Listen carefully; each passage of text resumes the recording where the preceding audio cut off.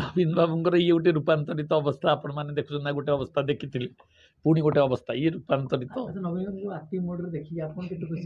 निहाती भाव आम खुशी हूँ जेहेतु जड़े पूर्वतन मुख्यमंत्री तांकर आम दीर्घायु कामना करचु एवं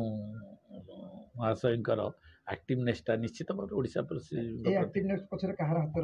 किसी हाथ ना डेथ आफ्टर डॉक्टर कम्स बहुत बड़ आशा उत्साह उद्दीपना ओडिशा रे परिवर्तन होईची 2024 एक वैप्लविक परिवर्तन आनी ओडिशा रे 24 वर्षर राजनैतिक व्यवस्था को परिवर्तन आनी एक नुआ सरकार मोहन चरण माझी यशस्वी मुख्यमंत्री नेतृत्व रे ओडिशा रे वर्तमान सरकार चली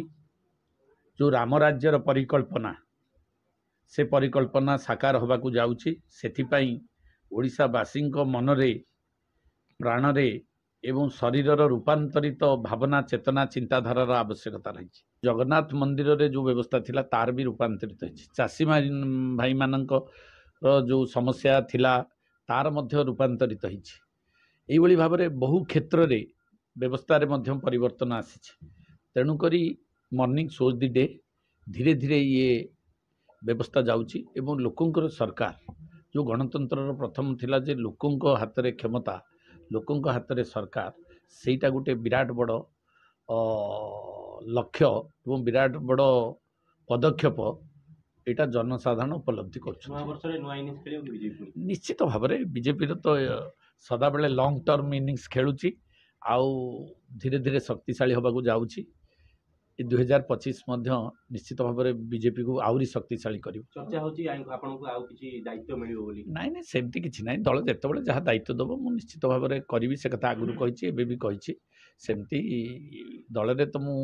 दल मत टिकेट देला एवं दलर भाई मैंने मत सहयोग कर जितेले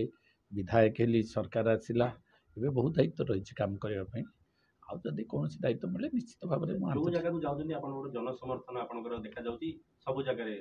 सेटा प्रभुंकर इच्छा जनसाधारण आशीर्वाद आउ धर्म जो कथा कहुच्छी आम हिंदू धर्म लोक धर्म को विश्वास करे निश्चित भाव में किसी धार्मिक भावना रही प्रभुंकर कृपा जो ये संभव होना कथा ही पारता गोटे रूपांतरित अवस्था नवीन बाबूंकर नवीन बाबूंकर ये गोटे रूपांतरित अवस्था आपण मैंने देखुं ना गोटे अवस्था देखी पुणी गोटे अवस्था ये रूपांतरित निहाती भाव आम खुशी हूँ जेहेतु जड़े पूर्वतन मुख्यमंत्री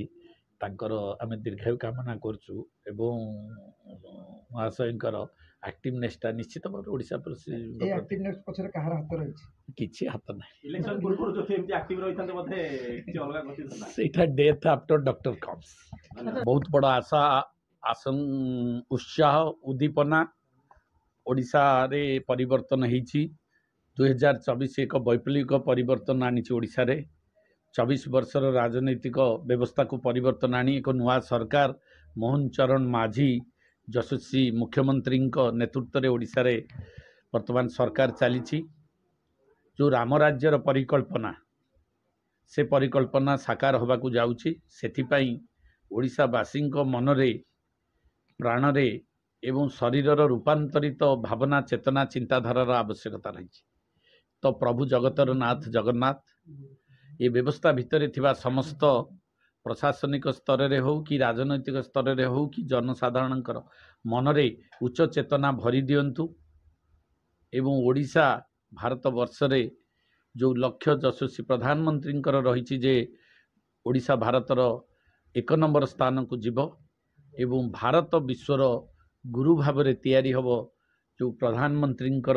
जो लक्ष्य रही ये 2025 निश्चित भाव में ये व्यवस्था को ए लोकंकर उच्च चेतना को आग को नब जदि आपंक आम भिडी भल लगा तेब आम चैनल को लाइक शेयर और सब्सक्राइब करने को जमा भी भूलु नहीं।